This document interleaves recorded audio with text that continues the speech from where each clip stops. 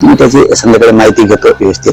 परंतु माझं सगळ्यांना आग्रहाचं विनंती आहे, मराठा असो किंवा धनगर असो, तुम्ही शांततेने घ्या. आपण बसून त्याच्यावरती काय विषय त्याच्यावरती तोडगा नक्की काढू. कारण आपण मराठा समाजाने धनगर समाजाने आपल्याला कोणी तोडण्याचा प्रयत्न करतोय का, असा काही डाव असू शकतो का या माध्यमातून, याच्यावर सुद्धा भारतानं लक्ष ठेवलं पाहिजे.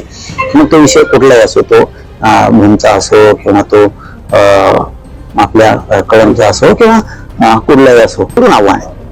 धनगरांना पण, मराठ्यांना पण, दलित मुस्लिमांना पण शांततेत राहावा. आपण बसून बोलून घेऊन तोडगा काढून व्यवस्थित सगळं पार पाडूयात. कुणीतरी येईल, एखादी बजबजपुरी वळवळ करून माघारी जाईन पुन्हा, आणि विनाकारण वादंग निर्माण करत सामान्य मराठ्यांनी, सामान्य धनगरांनी समजून घ्या. शांततेत ते सगळं समजून घेऊन 100% आपण त्याच्यावरती तोडगा काढू. मराठ्यांनी समजून घ्या शांततेत, आणि धनगरांनी समजून घ्या. त्याच्या आडून कोणाचे काही डाव आहेत का काय, ते मात्र यशस्वी कोणी होऊ देऊ नका. आणि असण्याची दाट शक्यता त्या पुतळ्याच्या माध्यमातून तेढ निर्माण करायचा, असं दाट शक्यता असती. त्याच्यावरती विचार करा आणि शांत राहावा. आपण याच्यावर तोडगा नक्की काढू.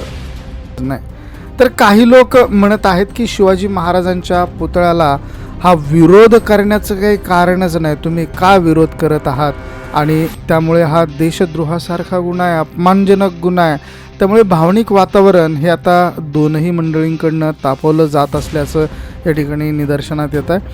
तर धमक्या दिल्या जात आहेत, कपडे काढून मारलं जाईल असं बोललं जात आहे. त्यामुळे या मागे कुणाचा तरी डाव असू शकतो असं सांगितलं जात आहे. हा वाद नैसर्गिक नसून जाणून बुजून निर्माण केला जात असण्याची शक्यता ही या ठिकाणी वर्तवली जाते. मंडळी, मराठा आणि धनगर यांच्यामध्ये तणाव निर्माण करण्याचंही कुणाचं तरी षडयंत्र असू शकतं असं मनोज जरांगे या ठिकाणी म्हणतात. तर समाजात फूट पाडणं,